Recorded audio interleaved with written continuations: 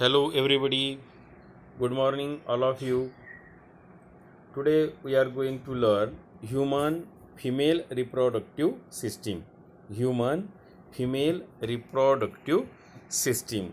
Last video we learned about human male reproductive system.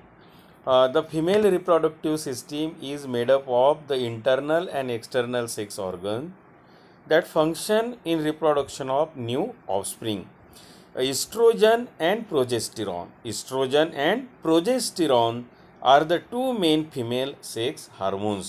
Okay, जसं मेलमध्ये testosterone नावाचं जे हार्मोन्स असते that is responsible for male reproductive and in female oestrogen and progesterone are the two main female sex hormones. Okay, या ठिकाणी आपल्याला बघायचं आहे ह्युमन फिमेल रिप्रोडक्टिव्ह सिस्टीम.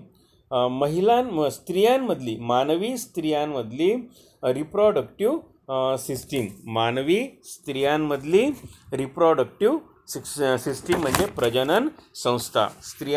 मानवी स्त्रियांमधली प्रजनन संस्था. Look at this, there is a uterus दिसते आपल्याला इथे. युटेरस म्हणजे गर्भाशय होते, हे गर्भाशय आहे. त्यानंतर या ठिकाणी दोन्ही बाजूला ओव्हरी दिसते आहे, या ठिकाणी हे ओव्हरी आहे आणि या बाजूला पण ओव्हरी आहे, कप शेप दिसते आहे आपल्याला. त्यानंतर इथे ओव्हिडक्ट आहे, ही ओव्हिडक्ट या युटेरसमध्ये आलं आहे आणि इकडे व्हेजायना आहे. ओके, तर हे आपण या ठिकाणी ही डायग्राम बघायची आहे आपल्याला human female reproductive system. So listen this. All organs of female reproductive system. All organ of female reproductive system are in abdominal cavity. म्हणजे या फिमेल रिप्रोडक्टिव्ह सिस्टीममधले जे काही इतर ऑर्गन्स असतात तर हे अवयव यामधले कुठे असते? ॲबडॉमिनल कॅव्हिटीमध्ये असते. ॲबडॉमिनल कॅव्हिटी ज्याला म्हणतो आपण, ओटीपोटाच्या याच्यामध्ये ती कॅव्हिटी असते. It include a pair of ovaries. काय असते या ह्युमन फिमेल रिप्रोडक्टिव्ह सिस्टीममध्ये? A pair of ovaries. Left and right साईडला दिसते आपल्याला. लेफ्ट साईडला राईट साईडला बघा आणि लेफ्ट साईडला बघा. On the both side included pair of ovaries. यामध्ये ओव्हरी असते. A pair of oviduct. त्याच पद्धतीनं ओव्हरी आणि ओव्हिडक्ट, दोन ओव्हिडक्ट असते आणि दोन ओव्हरीचं या ठिकाणी दिसते. पेअर मीन्स जोडी. त्यानंतर सिंगल युटेरस आहे, एक युटेरस असते गर्भाशय अँड ए व्हेजायना. ओके, हे सर्व या ऑर्गनमध्ये असते आपल्याला. प्रजनन संस्थेमध्ये असते. स्त्री प्रजनन संस्थेची आपण अवयव बघतो आहे या ठिकाणी. ओके, बिसाइड्स त्याशिवाय a pair of Bartholin's gland is also present. Generally every month an ovum is release in abdominal cavity. Every month an ovum, एक ओहम येतो, either from left side or from right side. Every month only one ohm is released in abdominal cavity alternately from each ovary. Free and of oviduct is funnel like. हे जे ओव्हिडक्ट दिसते आपल्याला, ही नलिका जी आहे ही funnel शेपची आहे, साडीच्या आकाराची आहे. And opening is present at the centre of it. oocyte enters the oviduct through that opening. Cilia are present on inner surface of oviduct. This cilia push the oocyte towards the uterus. म्हणजे या ओव्हरीमधलं जो oocyte असते ती oocyte या ओव्हिडक्टमधून युटेरसमध्ये येते आणि त्याला ढकलण्याकरिता काय असते त्याच्या आतमध्ये? सिलिया असते. Cilia are present on inner surface of oviduct. This cilia, त्या सिलियाचं फंक्शन काय आहे, कार्य काय आहे? पुश, ढकलते ते कोणाला? oocyteला टुवर्ड्स द युटेरस. म्हणजे ओव्हरीमधला जो oocyte आहे हा ओव्हिडक्टमधून युटेरसमध्ये येण्यासाठी सिलिया काय काम करते? त्याला पुश करते. ओके, त्यानंतर बघू आपण गमिट फॉर्मेशन. मग गमिट्स कसे तयार होतात ही आपण डायग्राम बघितल्यानंतर फिमेल रिप्रोडक्टिव्ह सिस्टीमची, त्यामधले आपण ऑर्गन्स पण पाहिले आहे. Both gamete that is sperm and ovum are form by meiosis. आपल्याला माहिती आहे की स्पर्म्स जे असतात मेल रिप्रोडक्टिव्ह सिस्टीममध्ये ते पण मायोसिसमध्ये तयार होतं आणि ओव्हम्स जे असतात फिमेल रिप्रोडक्टिव्ह सिस्टीममध्ये ओहम असते, मेल रिप्रोडक्टिव्ह सिस्टीममध्ये स्पर्म असते. हे दोनही जे आहे ते मायोसिस जे सेल डिव्हिजन आहे त्यामध्ये तयार होते. Sperms are produce in testis. स्पर्म्स कुठे तयार होतात? टेस्टिसमध्ये तयार होतात of men from beginning of maturation puberty till death. कधी तयार होतात? मेलमध्ये स्पर्म हे पुबर्टी म्हणजे तारुण्यावस्था किंवा त्याला आपण किशोरावस्था म्हणतो. किशोरावस्थामध्ये मेलमध्ये स्पर्म हे किशोरावस्थेमध्ये तयार होतात. ही गोष्ट या ठिकाणी लक्षात घ्या. आणि कुठपर्यंत राहतात त्यामध्ये? त्याच्या शरीरामध्ये टिल डेथ, मरेपर्यंत स्पर्म्स राहतात. आणि तयार कधी होतात? तारुण्यावस्थेमध्ये होतात, किशोरावस्थेमध्ये होतात. ही गोष्ट आपण लक्षात घेतली आहे. Sperms are produce in testes of men from beginning of maturation. Maturation म्हणजे वयात येण्याचा काळ. वयात येण्याचा काळ म्हणजे तारुण्यावस्था किंवा किशोर वय म्हणतो आपण त्याला. आणि मरेपर्यंत राहतात. हाऊएव्हर इन केस ऑफ वुमन म्हणजे स्त्रियांमध्ये तसं नसते. At the time of birth there are 2 to 4 million immature oocyte in the ovary of female. म्हणजे जन्माच्या वेळेस स्त्रियामध्ये हे oocyte जे आहे, ओव्हरी जे आपण पाहतो, ह्या ओव्हरीमध्ये oocytes असतात. आणि हे किती असतात? 2 ते 4 मिलियन्स असतात. इमॅच्युअर असते, ते अपरिपक्व असते, पण 2 ते 4 million at the time of birth असते, जन्माच्या वेळेस, in the ovary of female fetus. Okay, गर्भाशयामध्ये असतानाच ते तयार होतं. ॲन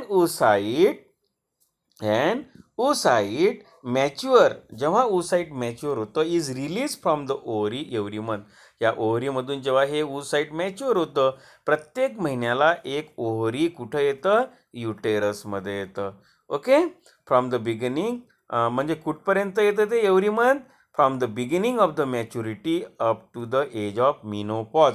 फक्त 45 वर्षापर्यंत. मिनोपॉज म्हणजे रजोनिवृत्तीचा जो काळ असतो तो जेव्हा संपतो, म्हणजे जवळपास रजोनिवृत्ती स्त्रियांमध्ये 45 वर्षापर्यंत असते. 45 वर्षामध्ये त्यांच्यामध्ये जी मासिक पाळी असते ती थांबते आहे. तोपर्यंतच हे ओव्हरी जे असते ते युटेरसमध्ये येते.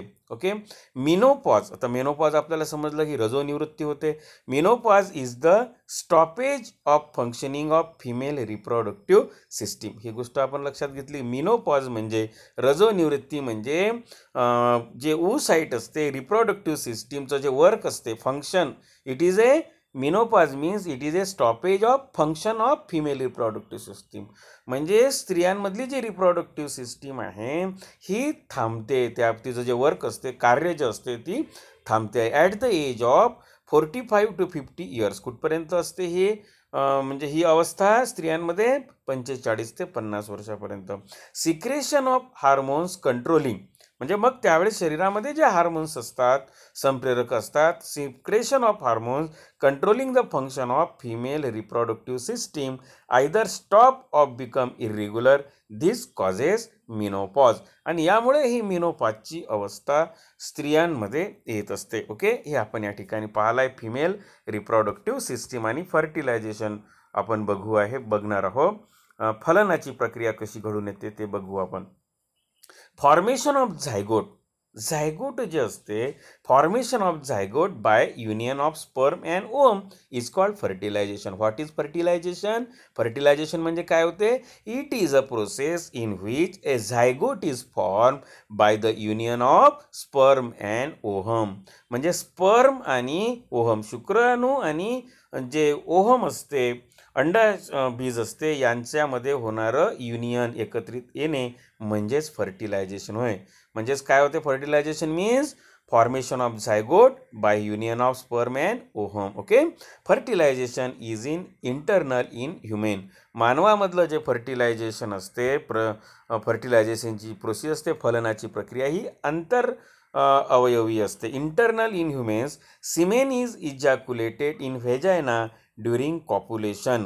तर या काळामध्ये सिमेन जे असते मेनमधलं ते इजॅक्युलेट होते in vagina. Okay, sperm in the numbers of few million start their journey by route of vagina, uterus and oviduct. One of those few millions of sperm fertilise the only ovum present in the oviduct. म्हणजे एकच जे ओव्हिडक्ट असते, ovary असते, त्याला fertilise करते लाखो स्पर्मपैकी एकच sperm.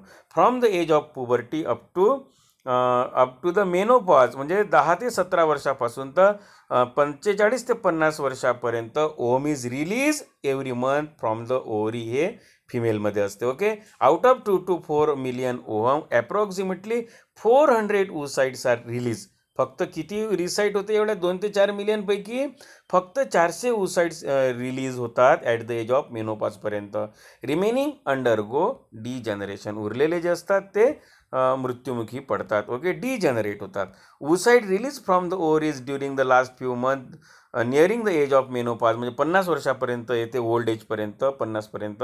There ability of division has been diminish till now. Due to this, they cannot complete meiotic division properly. In such oocytes are fertilized. The newborn produce from them may be with some abnormality like Down syndrome. मग जास्त वयाच्या स्त्रियांनी लग्न का करू नये 40 वर्षानंतर?